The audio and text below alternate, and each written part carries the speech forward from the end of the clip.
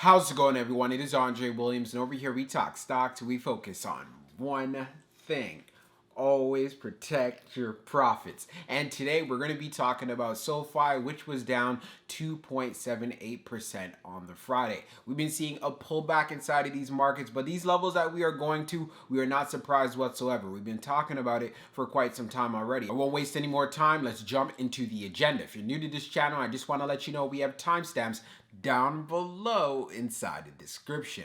But if you're a shareholder, you're thinking about taking a position, I highly suggest you watch this full entire video. So the first thing we're going to go over is the technical analysis. We're going to be taking a look at the overall price action. We want to know support. We want to know resistance. We want to know what it looks like in the bearish case scenario and as well as in the bullish case scenario. And then we're going to be going on Fintel, taking a look at the recent institutional ownership and short interest information. The reason why this is important because it does have an impact on the way the stock performs. And then we're going to be taking a look at the order flow distribution. We want to know the buying and the selling behavior on the retail side and as well as on the institutional side. And then when all of that is done, we'll be going into the final thoughts and as well as some more details. So let's get to it. So we're going to do a technical analysis for SOFI. Let's see how it performed on Friday. So it ended up closing at $5.94, being down 2.78%. On the low, it tested $5.85, and then on the high, testing $6.25. When we take a look at the volume stats on the day, you can see we traded at 37.585 million shares, and the average volume over 10 trading days is at 36.409 million shares. So we had above average volume on the day, and we also seen a pullback in the stock. Now, when we take a look at our chart, which is a daily chart, you can see from the RSI down below, it's at 37.80. And then for the moving averages here on our chart, we are below the 200-day, we're also below the 50-day, and we're below the 21-day EMA. And it's clear to see that SOFI is in a bear market, trading below all of our major moving averages, and it is on quite the downtrend. And if you guys remember, I said that SOFI has a gap to fill around $5.78, and it definitely looked like it's going to do that. On the Friday, it saw a low at $5.85. So $5.78 we should be able to see for this coming week, and then we want to see what the stock would do from there. If there's more weakness inside of the markets, that's where we start testing support right here around 506, and that's where we also want to see if SOFI can hold up $5. And if it breaks through that level, man, quite the opportunity, but again, do your homework and all that good stuff. Now, if you want to see some strength inside of the play, it needs to come back to the 21-day EMA, which is at $6.83. So you're asking for quite the move due to the fact that the high that it tested on Friday was at $6.25. So if we can get to $6.83 and hold some support, and then what we want to look for is the move going to $7. And we know for now it is a psychological area for this play. But for this week, I'm personally just not seeing it, and the way how the price action has been looking, a continuation of these lower lows and the downtrend, again, just not looking too great. Let's see what it does as far as for this week. Now let's move on to the short interest information. So we're going to take a look at the recent institutional ownership and short interest information for SOFI. So scrolling down on the page, green rows indicate new positions while red rows indicate closed positions. So when we take a look at the recent filings for June the 10th, we have Scan Management LP that closed out their puts. And then looking further to see some recent changes, we see Scan Management LP with 129,000 shares, 300, and they reduced that position by 40%. We also have JW Cole Advisors Inc. that went in with 22,500 shares, and you can see it looks like it's been increased by 23.84%. And additionally, for the 8th, we have Codwell and Orkin that went in with a short position of 31,500, and now that's been decreased by 51.15%.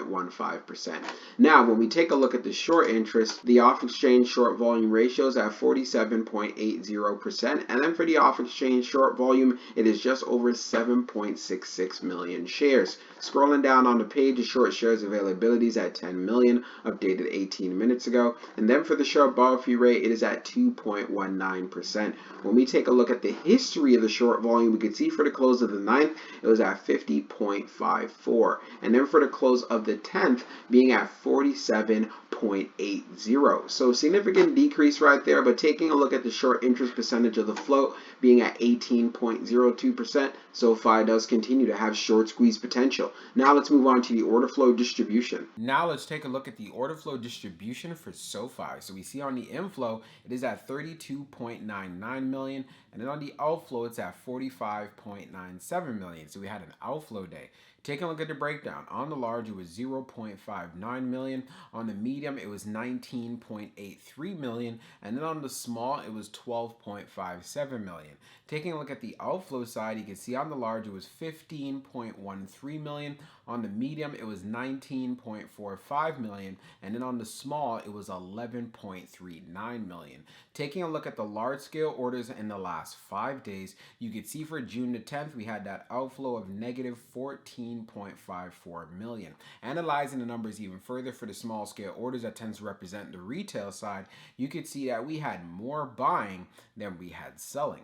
And then when we take a look at what happened on the medium, we had more buying than we had selling. And then when we take a look at the large, which represents whales, institutions, and funds, that's where we had more selling than we had buying. And then when we take a look at the turnover ratio, it was at 4.10%. So this is not too bad. We know that SOFI is a volatile stock and it does see a lot of trading volume. And we also know the conditions going on inside of the markets, but at least we saw as far as retail is concerned, they are buying up the dip. Now let's move on to the final thoughts and we'll go over some more details as well. So for my final thoughts for SOFI when it comes to the price action, so the 21-day EMA is at $6.83 and the high on the Friday was at $6.25. So right away, we know this is not a good look so far for SOFI and it will continue on its downtrend. It saw a low at $5.85 and we know there's a gap that needs to be filled to the downside at $5.78. But many are asking,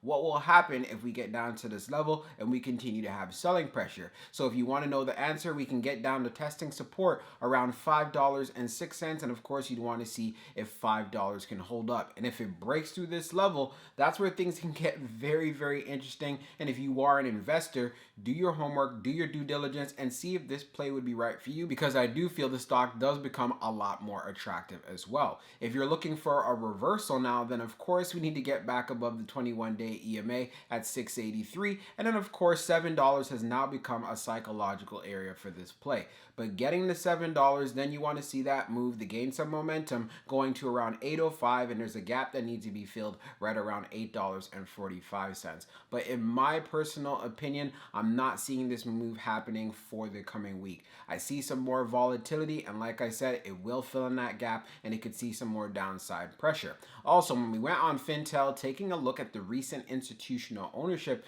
we could see put positions have been open, but again, it is not surprising. We're seeing this with a lot of growth stocks as well. And then taking a look at the short interest information, it does continue to have short squeeze potential. But one thing we have to keep in mind, we need to have some more buying volume coming into the play. Right now, there's a lot of selling pressure due to the market conditions. So this is why if you are going to be trading it, you want to make sure you have clear defined entries and as well as exits. And I know I've been getting a lot of hate when I made the previous video in regards to saying, you know what, this dip is just beginning, and look where it's at right now. It's dipping even further and I could see a continuation of this. And trust me, when I tell you guys this, I want to make sure I'm being honest. I want to make sure I'm being straight up. I feel that it would be very unfair and also unjust for me to say, well, you know what, this stock is going to continue to go up despite the volatility, despite the conditions inside of the market, just for the sake to get more views and make money. That's just not the kind of person I am. I'm going to tell you what it is straight up. So whether you're an investor or whether you are a trader, you can look for opportunities and look for entries that'll be right for you. Of course, I can't give you financial advice, but one thing that you guys can count on me for is to look out for you in regards to the price action to the upside and as well as the downside, and just making sure that you're managing your risk and you're doing your due diligence. It is very important, especially for this year and with these uncertain times that we are in, and I just want to make sure that you're prepared for that. So I hope you enjoyed this video, and I can't wait to see how the stock performs for the coming week. We'll talk soon.